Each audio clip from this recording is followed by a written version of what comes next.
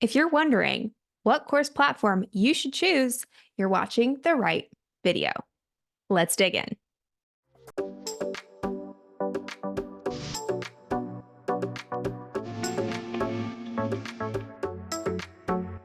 All right, so first let's talk about what a course platform is. The course platform allows your students to log in and actually take your course. So whether that's a group coaching program or something you provide for your one-on-one clients as a benefit, or a self-paced evergreen program that your students simply log into to just take the content, that is your course platform. Now, most course creators make the mistake of choosing whatever platform they've heard about most or whatever platform that their friend uses. And while I am all for getting referrals and asking for feedback and looking for friends who are doing super awesome things, you also have to be able to use your discernment to know what you need and then finding the platform to match. So it's not just about using the biggest, baddest platform out there, the one that you know, and the one that your friend has an affiliate code for.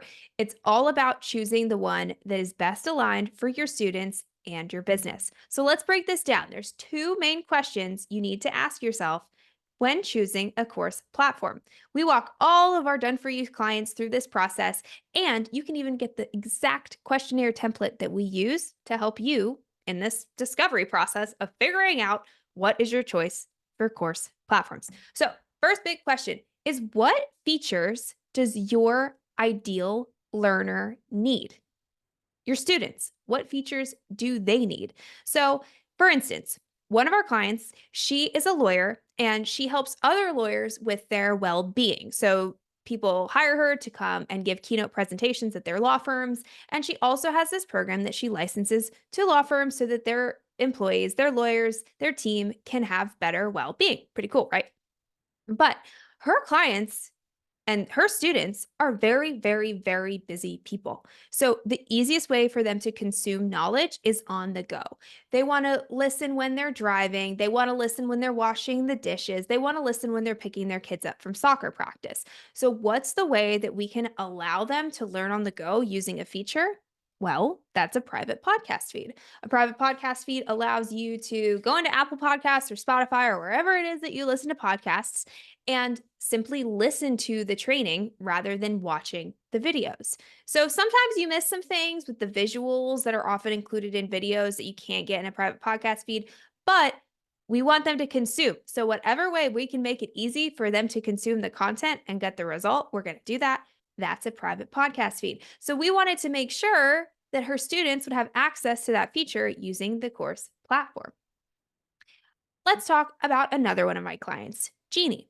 Jeannie is this rock star, amazing, like CEO whisperer type, and she really helps people who are doing at least six figures into multi six figures in their business, usually female founders. She helps them create a strategic plan that gets them to where they want to go. She's kind of a no nonsense, no BS kind of gal. That's why I like her. And in her program, it's really more of a membership, it's more of a community.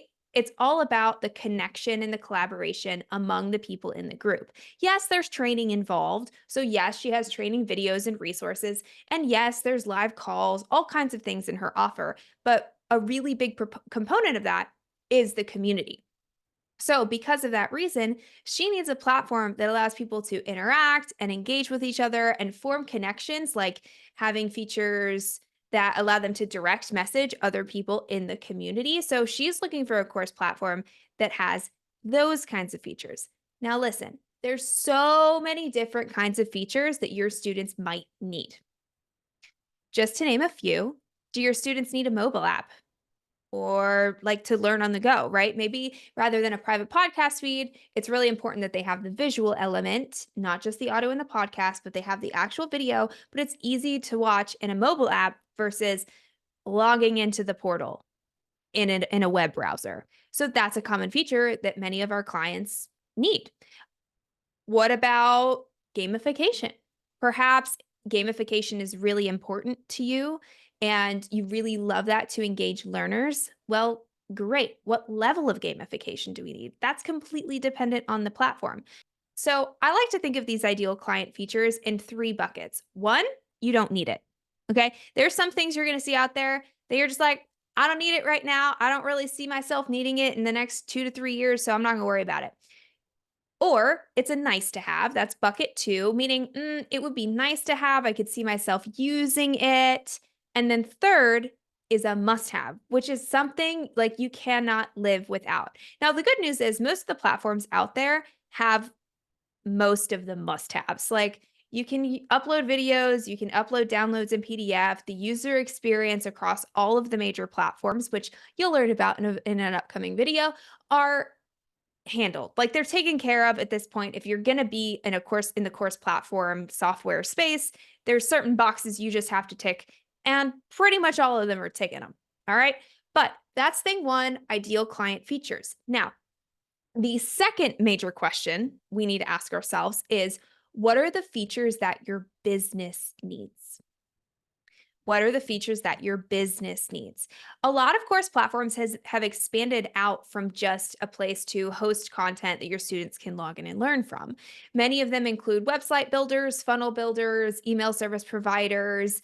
Many of them take payments and have checkout pages. Some even do social media management. Like really, it kind of runs the gamut in terms of the business features that the platform may provide. That's why before you figure out what you want for in the business feature side, you want to think about what do you need, which is why I always have our clients let us know their entire tech stack. So what do they use to build websites? What do they use to build funnels? Do they have a landing page builder? Do they have a domain? Where is the domain managed? Are they already on a podcast platform? Payment processing, customer relationship management. There is video conferencing, Zoom, right?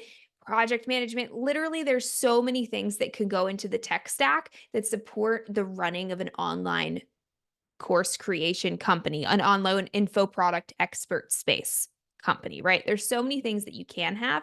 So first, you need to assess what you do have, what tech and SaaS are you already paying for, and then you can think about what are the features that you would like to fill with your course platform.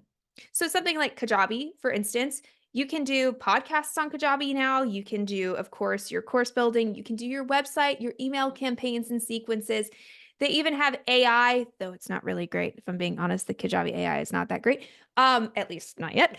They have so many features. And so you can pay a little more for Kajabi, but you're getting a lot of the features that help build and grow your business. So this is why a lot of people they say, "Oh, this is what I use, you should use it." And it works for them and their business based on the other things that they have in their tech stack and based on what their ideal client needs. But it's really important that you do the discernment yourself so that you can figure what that is for you. Again, if you click the link below, you're going to get access to our template, which is essentially the exercise that'll help you walk through what is your current tech stack, what are the ideal features that your business would like to potentially be able to use from a course platform. What are the features that your ideal students would like from a course platform? That's really the bulk of the work. And then finally, you do want to consider your budget, right? Because if you have a very strict budget, then you are going to want to adhere to that. Similarly, if you are going to be responsible for the ongoing management of the platform, meaning if you don't have an online business manager, if you don't have a VA, if it's you doing the work, then that's going to help you decide your platform because some are more require more tech savvy than others. And if you're not as tech savvy, then let's get you something that's simpler, easier to use, easier to get started with, rather than something with everything under the sun that's going to be a lot more complex and complicated. Now, if you're once you do that, then you can come back in the next video and you can I'll walk you through my top platforms that I love right now and why I love them and who they're the best use cases for. But again, that's really going to make a lot more sense if you just do this very quick 5-minute exercise. Okay. So go grab that template. Again, it's going to walk you through your current technology stack, decide what ideal client features you want, what business features you want, and then keeping in mind your budget and who's responsible for the ongoing management. So check that out, click that below, and then I'll see you in my next video where I'll walk you through in this series. It's a video in this series where I'm going to walk you through my top platforms that I love right now. I'll see you there.